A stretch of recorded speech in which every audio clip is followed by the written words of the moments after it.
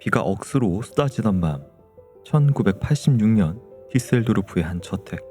얼마 전 남녀 쌍둥이를 데리고 서독으로 망명한 동독 정치가의 집. 어둠 속에서 갑자기 총성이 여러 발 들리고, 경찰이 도착해보자 정치가 부부는 모두 머리에 총을 맞고 사망해 있고, 쌍둥이 중 오빠도 머리에 총을 맞고 쓰러져 있는데 다행히 생존해 있습니다. 이 사건으로 한밤중 닥터 텐마가 병원으로 호출됩니다. 수술실에 들어간 텐마가 남자아이를 살리려 뇌수술을 진행하는데, 사건 현장에서 함께 실려온 쌍둥이 여동생이 패닉에 빠진 상태로 중얼거립니다. 죽여야 했던 존재. 그 밤 닥터 텐마가 살려낸 아이는 악 그 자체였습니다. 마쳐 오늘 다룰 작품은 몬스터입니다. 디셀도르프 병원의 에이스 의사 텐마. 수술을 집도하려는데 원장의 호출이 온다. 로데커 시장이 뇌혈전으로 쓰러졌고 아이보다 시장의 수술을 하라는 정치적인 명령. 하지만 얼마 전에도 정치적인 이유로 터키인 노동자 대신 오페라 가수를 살려내어 마음의 죄책감을 가지고 있던 텐마. 약혼 여인 에바와 예비 장인 병원장의 의도대로 그들의 이익을 위해 살아가던 인생의 환멸을 느끼는 텐마는 의사적 양심에 따라 시장 대신 남자아이 요한의 수술에 들어간다. 천재적인 솜씨로 뇌에서 총탄을 빼내고 요한을 살려내는 텐마. 하지만 덕분에 시장은 다른 의사가 수술하던 중 사망하게 되고, 이 일로 텐마는 병원장의 눈 밖으로 밀려나게 된다. 출세의 길이 잘려나간 텐마. 약혼 여인 에바 역시 바로 약혼 반지를 빼서 돌려주며 아빠가 선택한 다음 의사의 품에 안긴다. 모든 것을 잃게 된 텐마는 출세 대신 살려낸 남자아이의 병상을 찾는데, 인공호흡기를 끼고 의식이 없는 요한 옆에 앉아서 신세 한탄을 한다. 난 잘못한 게 없어. 생명에 위아래 따위가 있을 리가 없어. 의사는 돈의 망령이 아니야. 그런 놈들은 죽어야 돼. 요한, 네 덕분이다. 네가 나에게 의사로서의 눈을 뜨게 해준 거야. 그런데 텐마가 병실을 나서자 조용히 눈을 뜨는 요한. 텐마의 이야기를 다 듣고 있었다. 그리고 며칠 뒤 병원장의 수하로 불법적인 일들을 하던 의사들과 병원장이 모두 사망한 채 발견된다. 캔디를 먹고 독살됐던 것. 그리고 그날 밤 요한과 쌍둥이 여동생 안나는 어디론가 사라진다. 이 일로 독일 연방경찰 출신의 룽게 경부가 수사를 하러 나타난다. 닥터 텐마는 동기도 있었고 이 일로 얻는 것도 있었기에 룽게의 의심을 받지만 알리바이가 있어 결국 배제되고, 공석이 된 외과 과장 자리를 실력의 우위가 있던 텐마가 쥐게 된다. 요한 침상에서 했던 신세 한탄대로 나쁜 병원장과 수족인 의사들은 모두 죽었으며 텐마는 원하던 외과 과장이 됐다. 시간이 흘러 1995년. 그 사이 베를린 장벽이 무너졌다. 룽게 경부는 연쇄 범죄를 수사 중이다. 연이어 중산층 부부가 살해당하는 연쇄살인이 발생하는데, 피해자들 모두 자식이 없어 아이를 입양한 부부라는 특이한 공통점을 가지고 있던 것. 그리고 그 모든 사건 현장에는 시건장치를 전문적으로 푸는 잡범 윈스켈이 있다. 그가 부부들의 집에 문을 따고 들어간 걸까? 그런데 어느 밤 윈스켈은 두려움에 떨며 누군가에게 쫓기다 차에 치이고 텐마의 병원으로 실려온다. 텐마는 윈스켈을 살려내고 목숨을 건진 윈스켈이 어딘가 눈이 풀린 채 중얼거린다. 올 거야. 몬스터가 올 거야. 텐마는 윈스켈을 진정시키고 그의 이야기를 들어준다. 윈스켈은 어릴 적 호두까기 인형 시계가 갖고 싶어 자물쇠를 땄을 뿐인데, 지금은 어느새 이렇게 되어버렸다고 참회의 눈물을 흘린다.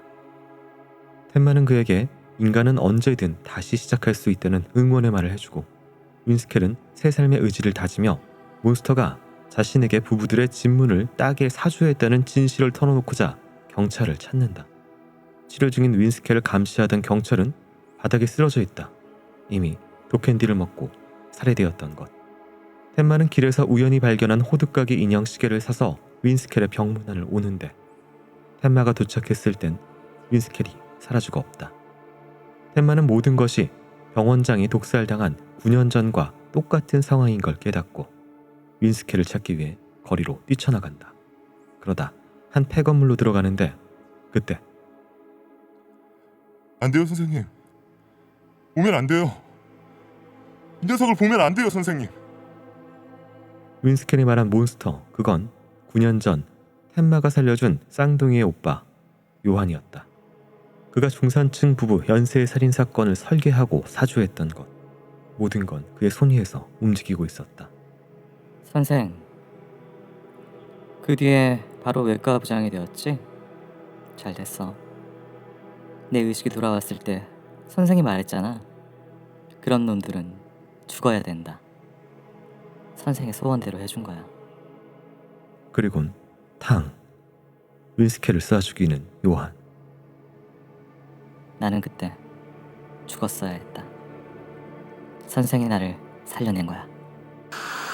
안녕하세요. 세상의 모든 어두운 콘텐츠들을 섭렵하고 주시하고 있는 김보들입니다. 네, 소설 마감도 끝나고 대학교 방학도 맞이한 아주 행복한 소설가 임태훈입니다. 최고조의 그런 기분 상태로 행복하죠. 오셨군요. 이제 즐기기만 하면 돼. 여름을 즐기기만 하면 됩니다. 자, 오늘은 저희에게 이 즐거운 마음 속에서 다시 보는 게 이렇게 즐거운 일이구나. 이 방송 아니었으면 엄두가 안 났을 거예요. 다시 보는 일이. 제가 벌써 한 6번째 이 왓처에 출연하고 있는 것 네. 같은데 오늘의 이 작품 몬스터를 위해 몬스터처럼 달려오지 않았나. 네, 이제 좀 준비가 됐다. 네, 해볼 만하다. 네. 이렇게 생각하지 않았을까요?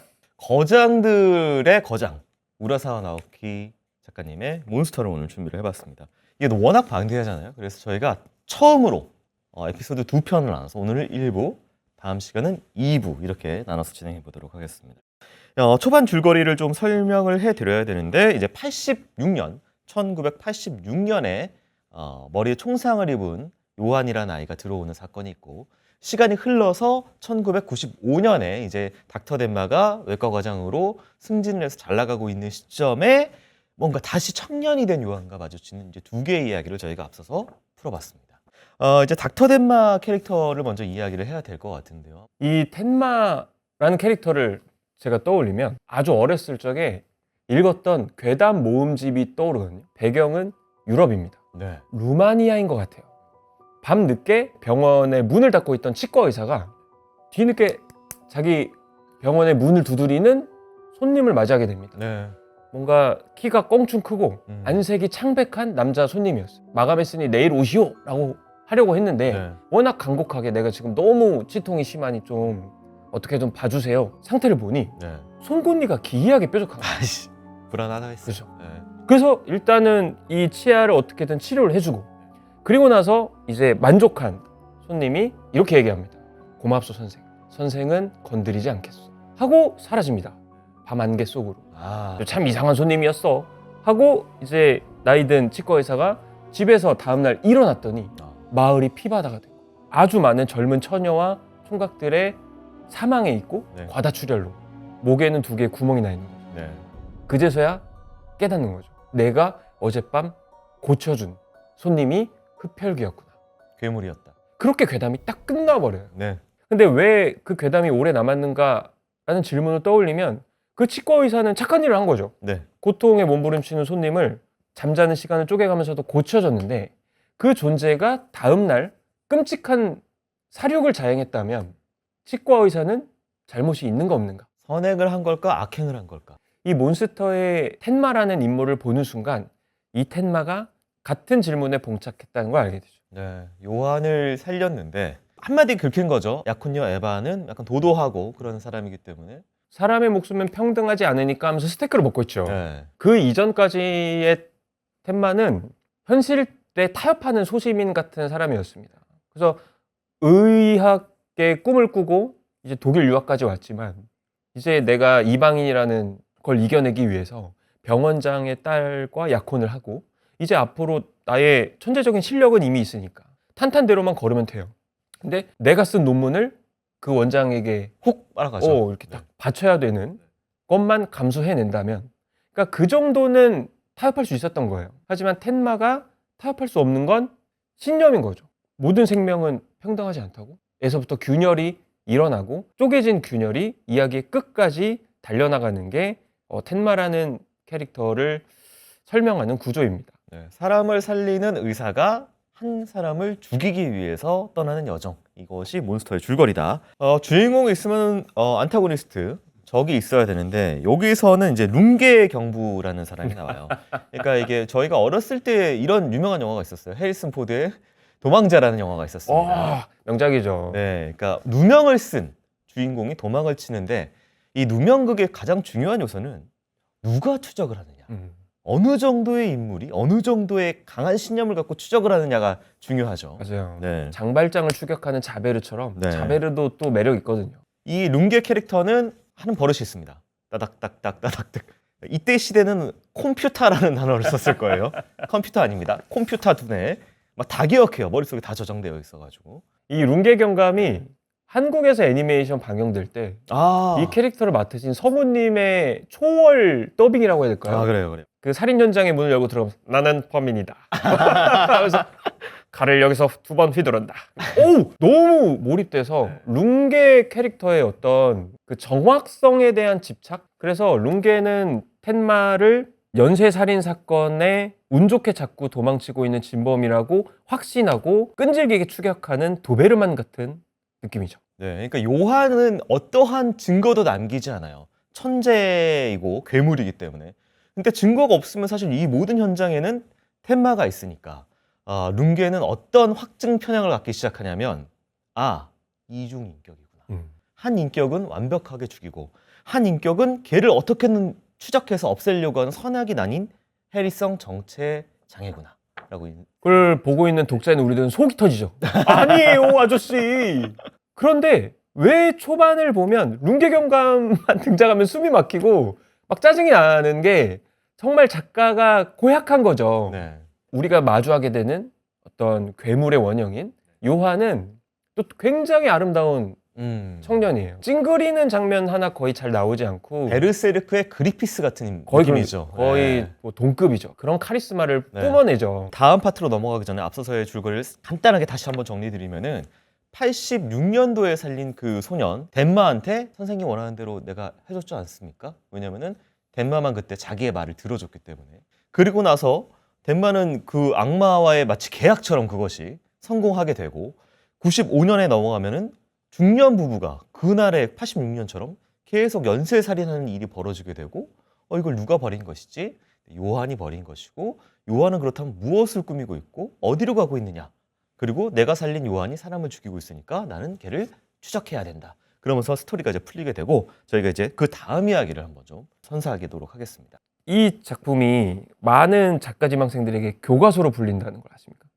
그러겠죠. 그죠? 네. 학생들이 캐릭터를 가져올 때 동경과 공감의 요소를 잘 섞어야 된다고 얘기해요. 네. 어떤 캐릭터가 너무 멋있기만 하면 우리가 공감할 수 없고 공감만 되면 우리가 응원하거나 따라가고 싶지 않아요. 그래서 슬램덩크 5명을 보면 서태웅은 동경의 요소가 가장 강한 캐릭터고요. 네. 송태섭은 공감의 요소가 가장 강한 캐릭터예요. 황금 비율은 누군지 아십니까? 왜 남자들이 가장 좋아하는 정대만이요? 정대만이죠. 네. 왜냐하면 정대만은 한때 방황을 했었거든요. 그러다가 바뀌죠. 네. 농구가 하고 싶어요. 텐마도 그렇게 부정한 길로 빠질 뻔했지만 바뀝니다. 그래서 동경과 공감의 요소를 한데 섞은 이 텐마에게 가혹한 질문을 던지는 작품이 몬스터죠. 네. 진짜 교과서입니다. 알겠습니다. 이 뒷이야기 그럼 이어서 좀 살펴보도록 하겠습니다. 하이델베르그 대학의 법대생 니나 폴트너. 성적도 만점, 무술 실력에 미모까지 겸비했다. 쾌활하고 성실한 그녀는 가끔 괴물이 나타나는 악몽을 꾸는데 그녀의 무의식이 무서운 기억을 닫아놓고 있었다. 20살을 앞둔 니나는 문득 깨닫게 된다. 자신에게는 10살 이전의 사진도 없었고 이상하게도 10살 이전의 기억도 없다는 것. 한편 윈스켈 사건 후 텐마는 쌍둥이들의 행적을 찾아다닌다. 그러다 위넨에서 쌍둥이를 알고 있다는 노인을 만난다. 노인은 언젠가 텐마가 올 거라는 걸 요한에게서 들어서 알고 있었다고 한다. 노인이 어린 요한을 만났을 때 요한의 이름은 프란츠. 갑자기 나타난 프란츠는 건너편 하이나와 부부에게 맡겨져 1년간 살았어. 머리가 상당히 좋고 예의가 발랐지. 12살 소년 프란츠, 아니 요한. 노인의 집에 찾아와 의자에 앉아 공부만 했는데 요한은 영어와 프랑스어까지 단숨에 마스터했다. 요한은 노인의 해병 시절 일화를 듣는 걸 즐겼는데 인간이 느끼는 궁극의 공포에 깊은 관심을 가졌다고 한다. 그리고 1년 뒤 하이나워 부부가 살해되고 요한은 또다시 사라졌다. 소년은 떠나면서 자신이 유일하게 마음을 허락한 쌍둥이 여동생을 20살이 되는 생일에 데리러 가겠다는 말을 남겼다. 그리고 올해 니나, 아니 안나가 20살이 되는 해이다. 텐마는 연쇄적으로 벌어지고 있는 양부모 살인사건의 다음 타겟이 니나의 양부모가 될 것이라 추측하고 니나가 있는 하이델베르그로 향한다. 그 사이 니나 폴트너는 펜팔 친구에게서 도착한 이메일을 받는다. 얼마 전부터 고백하듯 이메일로 설레는 연락을 해오는 미지의 존재. 내일 너의 20번째 생일.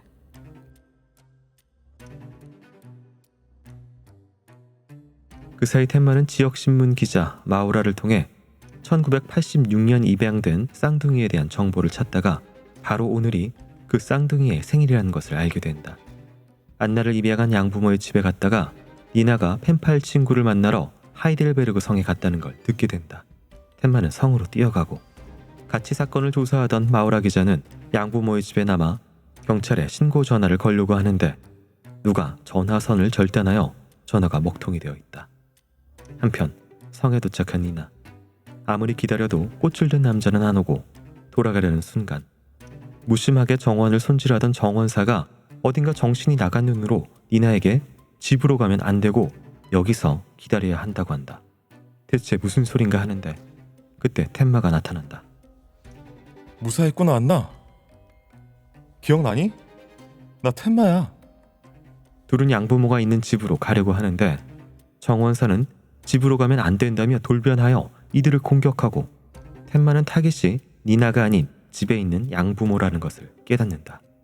텐마와 집으로 향하면서 닫아두었던 기억이 하나씩 떠오르는 안나. 혼란스러운 상황에서 양부모가 있는 집에 도착해 문을 열고 들어서자 니나의 양부모와 마우라 기자는 이미 살해당해 쓰러져 있다. 멍한 표정이 된 니나가 중얼거린다. 그때 죽였는데, 그때 내가 죽였는데, 내가 오빠를 그때 죽였는데. 그리곤 그대로 기절하는 니나. 텐마가 그녀를 부축해 집에서 벗어나는데 2명의 경찰이 나타난다. 집안 내부를 살펴보고 참고인인 텐마와 니나를 경찰서로 태워간다. 그런데 경찰서가 있는 하이델베르그 도심이 아닌 외곽 쪽을 향하는 차. 두 형사는 전화를 받고 현장으로 왔다고 했는데 사건 현장의 전화선은 끊어져 연락을 받을 수가 없었다. 그때 텐마의 눈에 형사의 코트에 묻어있는 비산 혈흔이 보인다. 이들의 진짜 정체는 무엇이며 이제 텐마와 니나의 운명은 어떻게 될까? 니나는 과거에 그날의 기억을 모두 잃고 또 다른 양부모에 의해서 정말 건전하고 괜찮은 그런 사람으로 좀 자라났고, 근데 요한이 20살 때 되던 해에 내가 니나를 데리러 갈 것이다. 그러면서 요한의 계획이 본격적으로 시작이 되는데 무서운 부분들이 나오죠. 요한이 어느 정도의 능력이 있느냐가 도저히 감이 안 잡히는 게 경찰들이 옷에 피가 묻어 있네.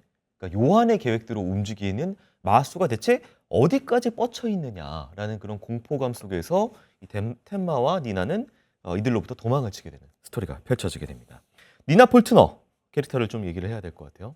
니나와 이 요한의 관계 또한 이 작품을 지탱하는 되게 중요한 축이죠. 네, 악마인 요한과 쌍둥이로 그려졌고, 네, 어떻게 보면 요한이 자기 머리를 가리키면서 쏴. 여길 쏴야 해. 이걸 쏴면 총을 수건으로 닦고 창문 밖으로 버려. 그리고 괴물이 너를 쫓아오지 못하게 달아나. 라는 말을 합니다. 네, 버들버들 떨고 있는 여린 소녀가 어떻게 오빠를 쏘겠어? 했는데 쏴버립니다. 네, 니나도 되게 양면적인 캐릭터예요.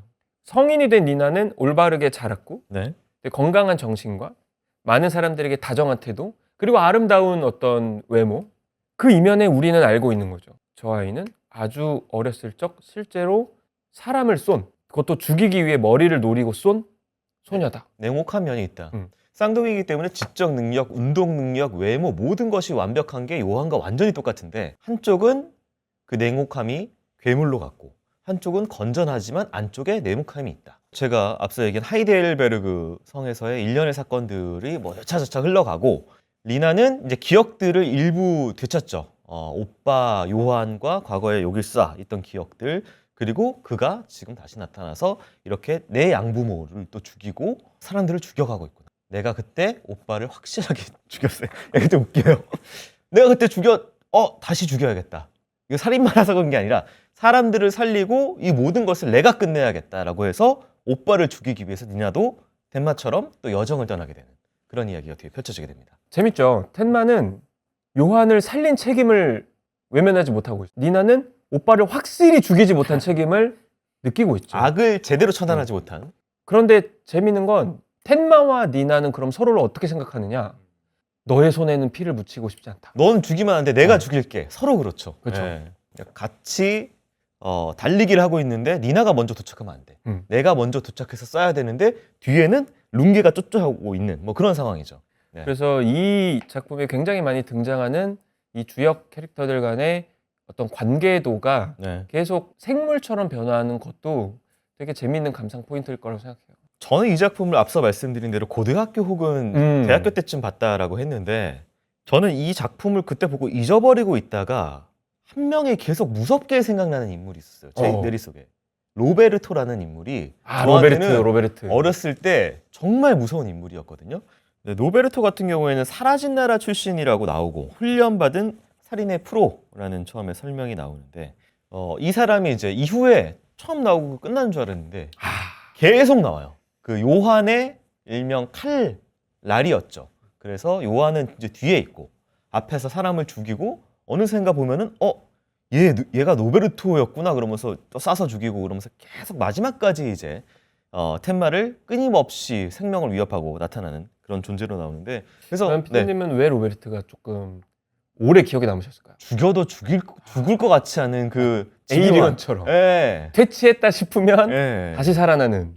저도 로베르토를 인상 깊게 볼 수밖에 없는 이유가 이 몬스터라는 작품이 의외로 액션이 다이나믹하게 나오는 작품이 아닙니다. 네. 근데 그 액션의 8화를 로베르트가 맡고 있어요. 네. 정작 요한은 직접 총을 쏘거나 칼을 휘두르거나 하는 장면은 거의 나오지 않고 늘 어떤 요한이 저지른 참상만 간접적으로 등장하기 때문에 네. 우리는 요한을 더 두려워하는데 로베르트는 실제 무력을 보여주고 있고 로베르트의 무서움은 조금 종류가 다른 것 같은 게 맹신자예요. 네. 요한을 맹신하고 있기 때문에 보통 사람들이 뭐 예를 들면 나에게는 자식이 있어. 이렇게 죽을 수는 없어. 제발 한 번만 살려줘. 했을 때 전혀 흔들리지 않습니다.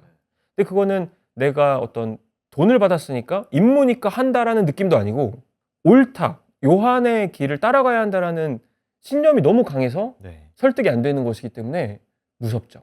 그리고 왜 로베르토가 그런 인물인지를 마지막 거의 엔딩 종장에 관계성을 드러내면서 엄청난 반전이었던 것 같아요. 그거는 이제 저희가 2부에서 한번 얘기해 보도록 하고요. 이제 요한이 과거에 있었던 장소에 대해서 알게 되는데 동독은 사회주의 국가였고요. 서독은 자본주의 시스템이었죠. 근데 동베를린에서의 어떤 고아원이 있었습니다. 511 킨더하임이라는 고아원의 존재를 알게 되고요. 그 관련된 내용을 좀 살펴보도록 하겠습니다. 독일 웰든 시의회 의원 슈프링거 부부가 저택에서 살해됐다. 빈집털이 범인 힌켈은 집안에 쓸만한 물건이 남아있는지 살피다가 사건의 진상을 확인하러 온 텐마를 만난다. 힌켈은 부부의 살인범을 알고 있다며 그걸 알려주는 대신 텐마에게 암흑과의 의사 노릇을 하라고 제안한다. 병원을 갈 수 없는 범죄자들을 살려달라는 것. 텐마는 한 범죄자의 생명을 구해주고 그 대신 힌켈은 슈프링거 부부를 쏜 진범의 이름을 알려준다. 힌켈과 함께 진범의 집을 찾아간 텐마. 부부를 쏜 남자는 텐마가 올 걸 알기라도 한 듯 권총을 쥐고 의자에 차분히 앉아있다. 그리고 자신이 부부를 쏜 이유에 대해 털어놓는다. 진범은 자신은 요한을 우연히 만났고 그의 지시에 의해 위원 부부를 쐈다고 한다. 텐마는 요한이 범인의 학대당한 과거 무의식을 교묘하게 이용하여 살해를 사주한 것을 알게 된다. 요한은 상대의 정신을 조종하는 능력이 있다. 살해범은 텐마에 대해 요한에게 이미 들어서 알고 있었다고 말한다.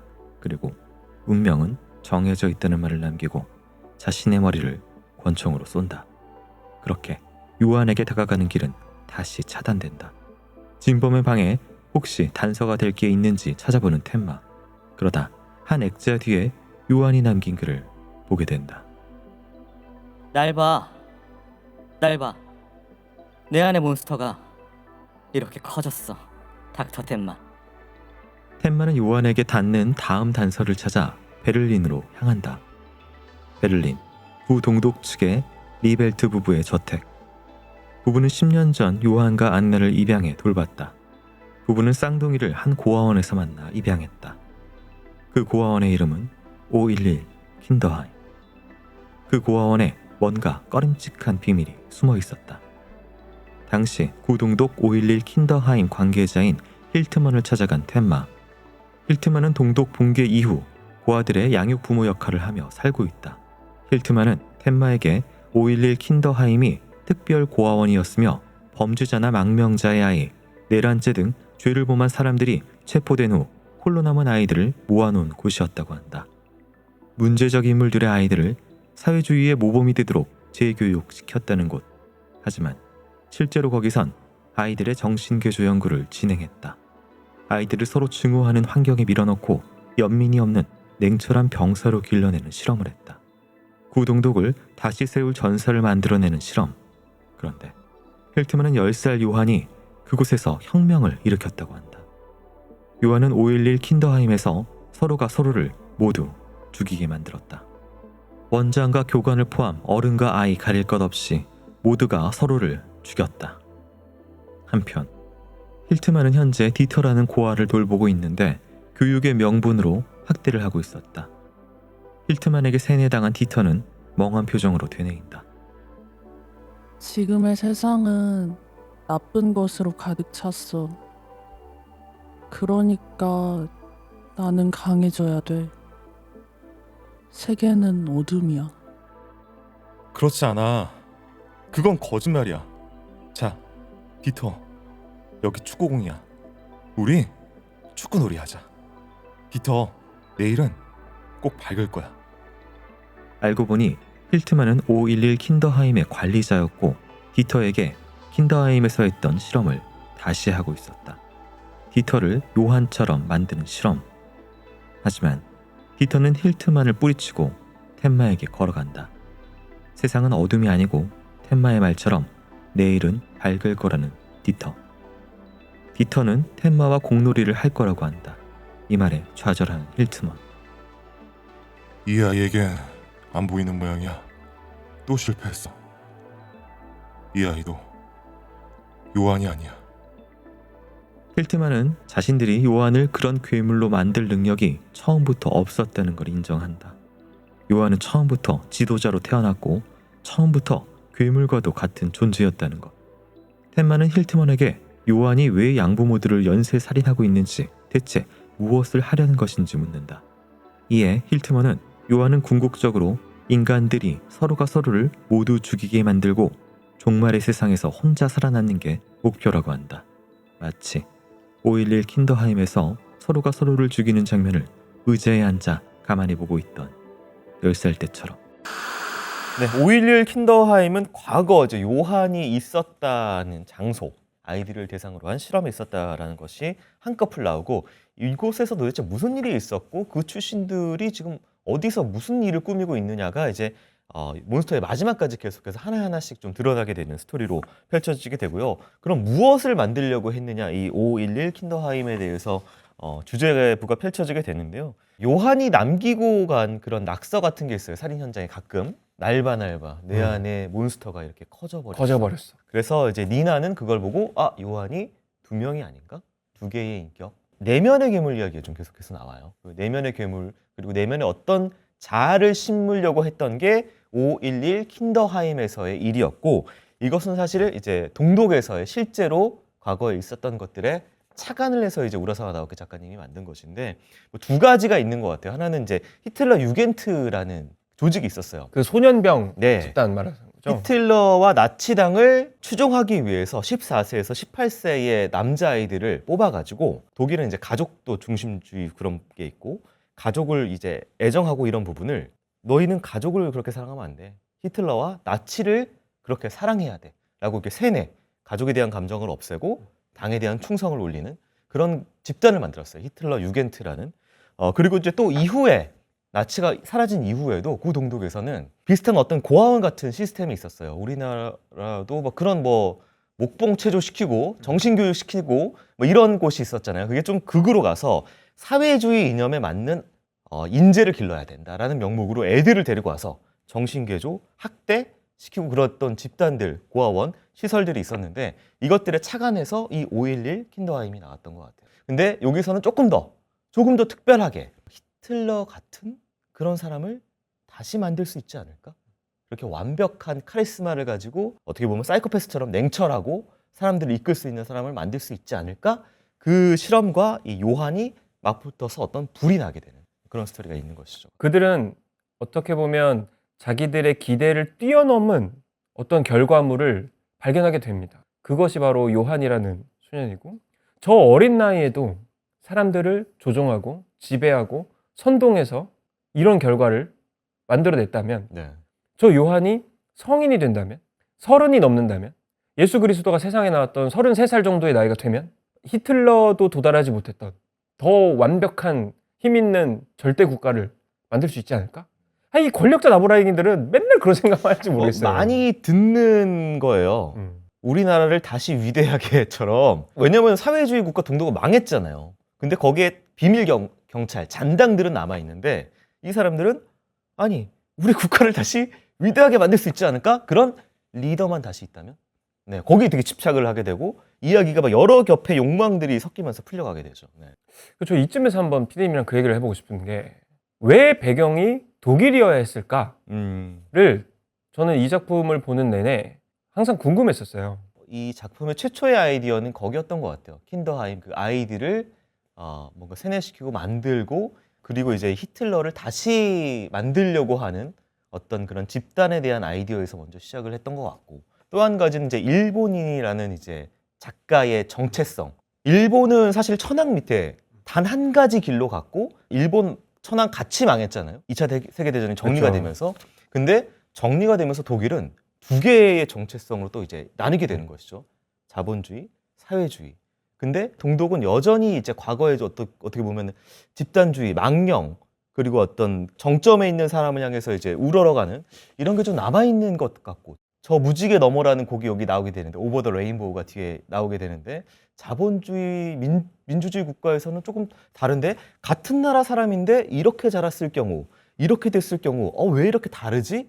라는 것이 이 몬스터 안에서의 빛과 어둠, 괴물과 선과 악 이렇게 좀 아이디어가 퍼쳐나가지 않았을까라는 생각이 좀 들었어요. 전 되게 재밌는 해석인 것 같아요. 저는 두 가지 측면으로 봤어요. 독일은 어떤 나라냐 하면 작가에게 있어. 네. 이야기를 쓴 작가에게 있어서는 속죄의 땅이죠. 그럼 속죄를 하기 전에 뭘 해야 될까? 아주 끔찍한 죄를 저질러야 됩니다. 네. 즉 독일이라는 나라는 지금 우리가 기억하고 있는 인류 역사상 가장 끔찍한 학살과 죄를 저지른 원죄가 있는 나라예요. 그럼 반면 우리는 그런 생각도 하게 되죠. 일본도 못지 않잖아. 일본의 마루타 부대가 자행한 끔찍한 짓은. 그러면 이걸 일본 작가가 이런 이야기를 했을 땐 어쩌면 좀 비겁한 회피처럼 느껴질 수도 있는 거죠. 너희들의 역사를 먼저 반성해야 되는 것 아닌가? 네. 그런데 회피가 아닌 것 같다. 일본의 태도는 비슷한 나쁜 짓을 저질렀는데 외면하려고 합니다. 네. 사과하려 하지 않고 없었던 일로 치부하려 하고 네. 새로운 세대에게 끔찍한 자기들의 과오를 알려주려 하지 않아요. 그러니까 지금의 MZ 일본인들과 트위터하면 진짜 답답해 미치거든요. 네. 전혀 모르고 있어요. 반면 독일은 계속 기억하려 하고 있어요. 잊지 않으려 하고 있어요. 네. 그리고 계속 노력하고 있어요. 연구하고 있어요. 과연 어떤 것이 옳은 속죄의 방향인가를 네. 어떤 국가적으로 가장 집착해온 나라가 독일인 것 같아요. 그런 것들이 후반부에 합쳐지면서 예. 저는 이게 몬스터를 통해 작가가 간절하게 천착하고 있는 것이 끔찍한 괴물을 보여주는 게 아니라 이 많은 인물들을 통해 속죄라는 것을 탐구하는 작품인 것 같아요. 대사가 그런 대사도 많이 나와요. 엄청 많이 과거를 지우려고 잊으려고 외면하려고 하지 말고 기억하고 거기서 나아가야 된다는 대사가 계속해서 반복적으로 나오게 되는데 그건 아무래도 저희 그 후반부의 내용과 좀 붙어 있는 것 같아요. 그 이야기는 다음 시간에 벌써 시간이 그렇게 됐다고요? 다음 시간에 할 건데 그 전에 뭐 다음 시간 할 얘기가 너무 많기 때문에 속죄의 테마에 대해서 교수님, 보험장터 분석 요청하면은 보험료 줄이고 보장 는다고 하잖아요. 근데 이거 아무리 생각해도 싸지는데 어떻게 혜택이 는다는 게 이게 가능한가 싶어가지고요. 그 비결은 바로 할인형 보험이지. 가입할 때 건강하면 할인받고 1년 동안 수술 입원이 없다면 최대 9년 동안 매년 할인받는 게 할인형 보험이지. 아, 그래서 보장이 같아도 더 저렴해질 수 있군요. 근데 보장이 느는 건요? 요즘에는 치료비 보장이라고 표적 항암, 중입자 방사선, 로봇 수술처럼 고가의 비급여 치료비를 보장받을 수 있는 보험이 있다고. 요런 건 보험장터 전문가한테 도움받으면 자세히 알려준다고. 거긴 일반 설계사가 아니라 교육센터에서 근무했던 팀장님들 많다면서요? 보험장터는 여러 보험사를 비교할 수 있는 보험 전문가가 보험료는 줄이면서 보장은 확 늘릴 수 있다고. 1544-5788 전화해보라고. 카톡 아이디 JK6003을 친구 추가해서 문의해도 되고요. 미래를 위한 안전장치 보험장터 보험 전문가의 합리적인 보장 분석 신청하세요. 그렇다면 이제 또 에바 캐릭터 정도까지는 얘기를 하고 좀 넘어가야 될 것 같아요. 초반부에 이제 어떻게 보면은 덴마의 각성의 그냥 재료감 정도로 쓰이는 캐릭터가 아닌가 싶었는데 에바는 마지막까지 계속해서 나오게 됩니다. 이 작가가 에바를 대하는 방식이 인간의 그 다층적인 내면을 어느 정도로 이제 이 통찰하고 있느냐, 잘 활용하고 있느냐. 이게 극단적으로 좀 드러나는 캐릭터 같아요. 앞에서는 그냥 오만한 여자로 나오죠. 나는 원장 아버지 밑에서 인간은 불평등하고 덴마 네가 날 감히 버려? 뭐 이렇게 이 정도로 나오고 넘어가는 줄 알았는데 뒤에서는 플라스틱 같은 캐릭터죠. 네. 하지만 우라사와 나오키는 그런 상태로 캐릭터를 놔두지 않습니다. 뭐 몇 번이고 누구와의 옴니버스 에피소드로 이 에바를 계속해서 이 내면에 있는 남아있는 덴마와 그 다음에 이 여자의 복잡한 감정 죽이고 파멸시키고 싶은 덴마를 하고 싶은 마음과 그리고 여전히 덴마를 잊지 못하고 거기에 사로잡혀서 계속 술에 취해서 자기의 인생을 오히려 나락으로 떨어뜨리고 있는 모습으로 드러내게 만들죠. 네. 그리고 저는 가장 인상적이었던 에피소드 중에 하나가 휴센 근처의 산장에서 템마는 이제 뭐 이 은둔 생활을 하면서 사람들을 고치고 다니기 때문에 여기서 어떤 조직의 넘버 2를 또 뇌를 치료해주죠. 치료해주고 여기서 그의 회복을 도와주면서 디터와 그 다음에 그 좀도둑인 윈스켈과 같이 있는 장면이 나와요. 여기서 또 작가의 주요한 테마가 있어요. 식탁이라는 테마가 나오는데 템마가 식탁보를 쫙 펼치면서 자네 지금 뭐 하는 건가? 라고 넘버 2가 그러니까 오늘 날씨도 좋으니까 밖에서 같이 식사를 하자고요 라고 얘기하면서 둘러앉아서 이렇게 막 식사를 해요. 이 풍경이 굉장히 중요한 것 같아요. 사람들과 둘러앉아서 맛있는 식사를 하는 이 인간적인 풍경이 굉장히 중요한 것 같은데 거기서 이제 조직의 네. 넘버 2가 네. 과거 이야기를 내비치면서 네. 얼마나 많은 사람들을 죽여왔겠어요. 그리고 뭐 부정한 청탁도 했을 거고 사람도 네. 죽였을 거고 몹쓸 짓을 많이 했겠죠. 그런데 뭔가 탈색되어 버린 듯한 노인이 나는 사실 이런 식탁을 원했을 뿐인데 네. 라는 말을 합니다. 이걸 원했을 뿐인데 난 어떻게 하다가 여기까지 흘러왔지? 그리고 템마한테 감화가 돼서 그 자기 헬무트라고 하는 자기만 오로지 바라보는 보디가드가 있어요. 가서 헬무트에게 전하게 이제 임무는 다 끝났다고 같이 이 식탁에 앉아 식사를 하자고 라고 하는 순간 탕 하면서 그놈의 로베르트가 또 나타나가지고 그놈의 로베르트가 헬무트를 바로 쏴서 죽여버리죠. 그러니까 이게 우라사와 나오키가 사망 플래그를 정말 잘 써요. 네. 그래서 이 작품에 되게 메말랐던 어른들이 덴마를 만나면서 조금씩 인간성을 회복해 나가고 네. 행복해질라 치면 독자들은 불안해지는 게 야 로베르트가 또 어딘가 있을지 몰라 하면 또 네. 어딘가 로베르트가 나지롱 하면서 이렇게 탕 나타나게 되고 그 총을 에바에게 주어주게 됩니다. 에바는 이때까지 내가 덴마를 죽여버릴 거야 라고 대내였기 때문에 자 가서 죽여라고 마치 요한이 로베르토에게 시켰듯이 그녀의 손에 원한 있는 사람의 손에 권총을 쥐어주게 되죠. 근데 에바가 올라가는 길에 디터를 만나게 됩니다. 꼬마 아이를. 그리고 나서 가서 덴마에게 전해 빨리 도망치라고. 그리고 이 길목이 산으로 올라가는 그 식탁으로 올라가는 유일한 길목이라는 걸 알고 거기를 에바 스스로가 지키게 되고 그 지킨 걸 보고 아, 저 여자 쓸모가 없어졌네 그러고 나서 이제 로베르토는 에바를 쏘게 되고 그때부터 이미 네. 독자들은 에바 죽지 마요 막 이렇게 되는 거죠. 네. 에바는 그 누구에게도 솔직할 수 없는 캐릭터예요. 네. 사실 그 장면 있고 나서도 그럼 덴마를 살려주려고 하는 거군요. 덴마 아저씨 좋아하는 거죠? 아니 나는 그 남자가 감옥에서 파멸하고 후회하는 걸 보고 싶은 것 뿐이야. 근데 이미 독자들은 알고 있죠. 그게 정말 에바의 진심일까? 아닌 것 같은데 그리고 여기서 연출이 기가 막힌 게 디터가 아니 덴마가 우리를 구해주러 올 거예요. 아니 덴마는 날 구하러 오지 않아. 아닐 거야. 아닐 거야 라고 하고 의식을 잃어가는데 갑자기 누가 봐도 덴마 그림자 같은 그림자가 나타나고 기억을 잃고 다음 장면이 다시 쫙 그 식탁보를 펼치는 사람이 나오는데 이번에 그 넘버 2가 식탁보를 펼치면서 에바 당신은 이런 식탁에 앉은 지가 오래된 것처럼 보이네요 라고 하면서 다시 또 그 인간성의 식탁 앞에 그 에바를 앉히는 장면으로 덴마는 떠나 있고 네 그렇죠. 이놈의 남자놈들은 왜 에바를 남겨두고 다 떠나버리는지. 그러니까 이게 상처받은 그리고 어떻게 보면 죄를 저지른 두 어른이 네. 이 식탁에 마주 앉아서 에피소드의 마지막 컷이 그렇게 끝이 나죠. 네. 그러니까 이게 정말 명 에피소드나 명장면만 꼽아도 6시간을 뽑아낼 수 있을 것 같아요. 그러니까 연출이 미친 것 같아요, 진짜로. 엄청난 연출을 막 보여주게 되고 디터, 너는 덴마를 좋아하니? 어떤 점이 좋아? 라고 하니까 아줌마는요? 그러니까 나 아줌마 아니잖아! 그러면서 아줌마는 덴마를 좋아해요? 라고 하니까 에바의 그 무표정한 표정이 나오죠. 그걸로 이미 대사는 없지만 에바의 마음을 무표정 그 연출로 나타내는 것 자체가 진짜로 이 우라사와 나오키가 미친 것 같다. 아까도 말씀드렸듯 어떻게 에바라는 좋아할 수 있는 호감의 구석이 전혀 없었던 캐릭터를 좋아하게 만들었는가를 보면 네. 에바의 죄는 그럼 뭘까라고 보면 저는 그저 늦게 안 것이라고 생각해요. 텐마라는 남자의 진솔함과 가치, 그의 존재가 되게 보석같이 빛나는 것이었음을 네. 에바는 정작 약혼자로 가장 가까이 있었을 때는 몰랐던 거예요. 사실은 에바는 왜 그렇게까지 텐마를 집요하게 쫓아 달려 들어가냐면 그때의 텐마를 다시 만나서 사과하고 싶은 거라고 생각해요. 근데 이미 돌이킬 수 없는 게 된 거죠. 네. 그런 상황에 독자들도 안타깝지만 작가는 다른 2인자를 네. 통해 지금이라도 늦지 않았으니 일단 식탁보를 펴고 밥을 한 끼 먹는 걸로 시작하자 네. 라고 얘기하는 거죠. 네.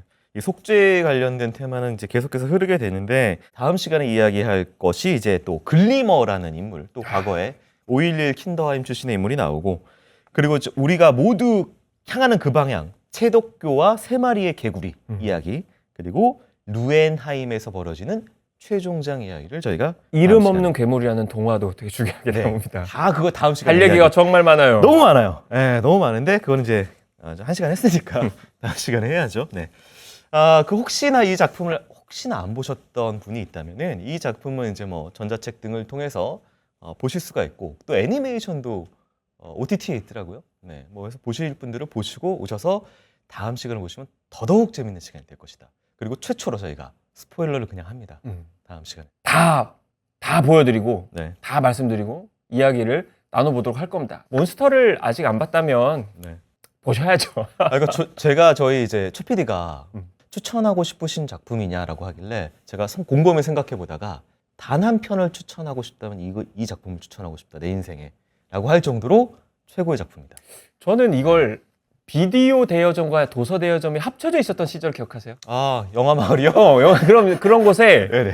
아저씨한테 가서 이 꼭 내가 그때 아마 중학생이었을 거예요. 네네. 막 중학생이 막 베르세르크, 드래곤볼 막 이런 거 막 재밌는 거 보다가 제가 한 번 되게 재미없는 만화를 보고 네. 아저씨한테 반납하면서 이건 망했어요. 망했어요. 라고 했을 때 네. 그 아저씨가 잠깐 너 몬스터는 보고 왔니? 라고 하신 거예요. 근데 그때 몬스터의 존재를 알고 있었지만 겉표지를 보면 보고 싶잖아요. 이게 별로. 무슨 뭐 네. 칼을 네. 쓰는 검사나 마법사나 드래곤이 나오는 게 아니잖아요. 네. 그런 거에 꽂혀 있을 나이잖아요. 저는 무슨 로봇 건담 나오는 것도 아니고.